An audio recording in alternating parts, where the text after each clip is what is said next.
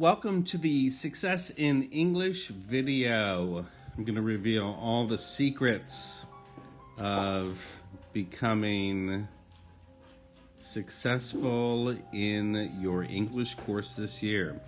So I'm going to mainly focus on what I am teaching your son and how you can help. Okay, you can look at that at your leisure. The big focus here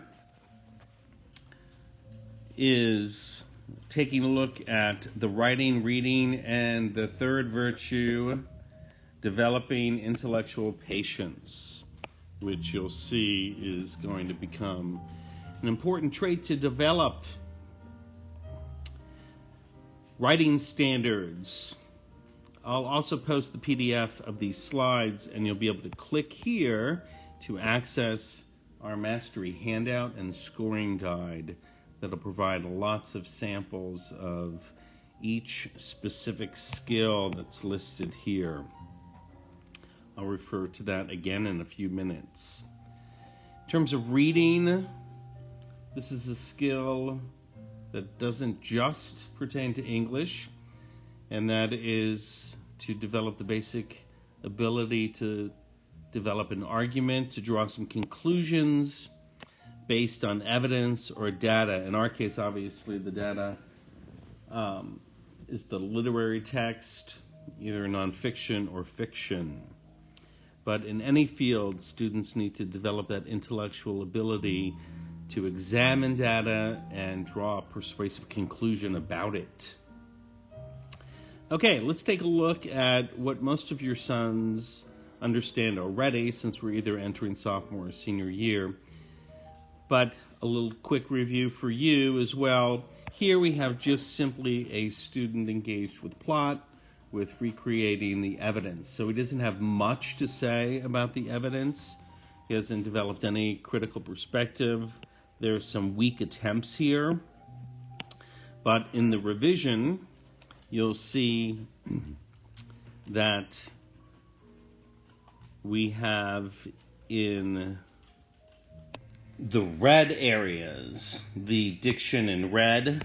This is where the writer's beginning to develop an interpretive perspective. He's attaching a conclusion to evidence, and you'll notice that the amount of red is pretty extensive, and that indicates that his voice is particularly assertive and persuasive, and this is our goal.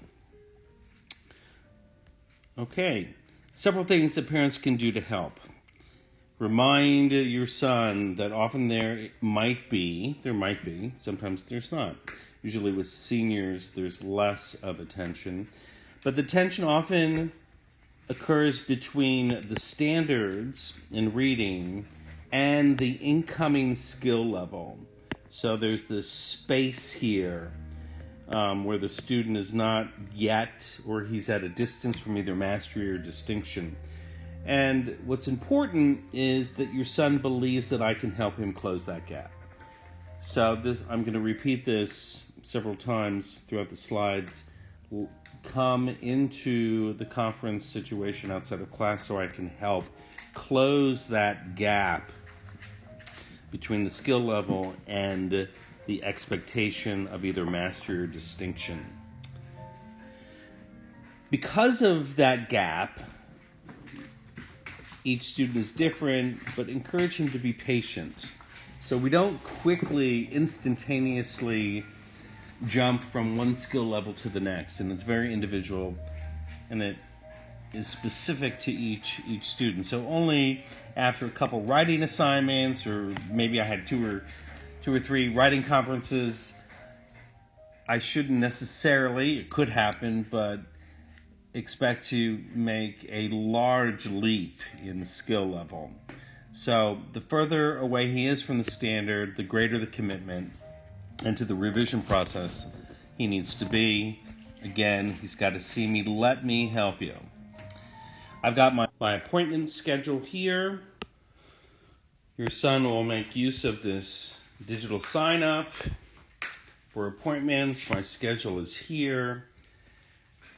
And again, this is going to be a repeated question for you to ask him, how often is he signing up? A couple other tips. Important, de-emphasize the initial timed write grades. He will typically have about 2 weeks to revise the initial timed write grade and conference with me, and then I'll rescore it. He wants to consider building a habit of a 5-minute conference. This can be particularly helpful. Often I remind students that the kids at the very top of the class usually are in my office the most frequently, not because they're not intelligent, but because they understand that I'm there to help them. And they can achieve more quickly if they allow me to help. All of our course information is on RangerNet. You can find cycle plans, assignments, etc. if you'd like. Some parents read the material along with their sons. That can be helpful. Audio versions of books have also been helpful for some students. Some very specific questions that you can ask your son. When was the last appointment that you had with Dr. Deegan? How often do you see him? When you go to conferences, this is really key.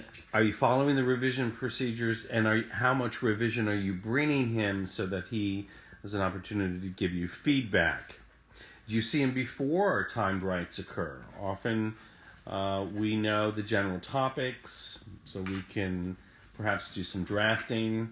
And this also is very important. When you do come in for a revision conference, do you follow up before you have to turn the paper in so that I can see whether or not you responded to my suggestions correctly? Other questions that are very concrete. Ask your son, can I see these bookmarks? These are key movements that are part of the mastery handout that are significant. Does he understand all the skills in these core documents that shape the structure of the class? What samples are you modeling in CEA or on the mastery handout? You should be very specific answers to these questions. Couple of statements you might hear. These are typically statements from students who are not allowing me to help, and they're not frequently coming into conferences. And I think that's particularly why they might make statements or lamentations about the anxiety that they're experiencing. And again, the response is to really understand that gap. And what is he doing about the gap? Is he on my schedule every week? Is he examining those samples, trying to internalize them? This is going to decrease the anxiety. So doing something is significant. And these, for the past 30 years, these are the key traits of the top students. It's very consistent. They meet with me regularly, they prepare revisions, they're using their resources, and they're beginning to internalize the top-level samples. Not just the mastery, but the distinctive samples as well. So this is what he wants to model. Again, I just want to repeat that this is a topic that may come up. Are you coming back to show me the revision work that you did before you turn in that paper? And otherwise, the next time I read your revision, if I haven't had a chance to comment on it before I have to rescore it, that is problematic. So try to increase the number of times you see me before I have to rescore the essay. So, big takeaway, let me help you. I can help you be successful. And parents, if you just send me an email letting me know that you watched the video, and if you have any other further questions, that's my email there. So let's have a great, successful year. I'm here to help.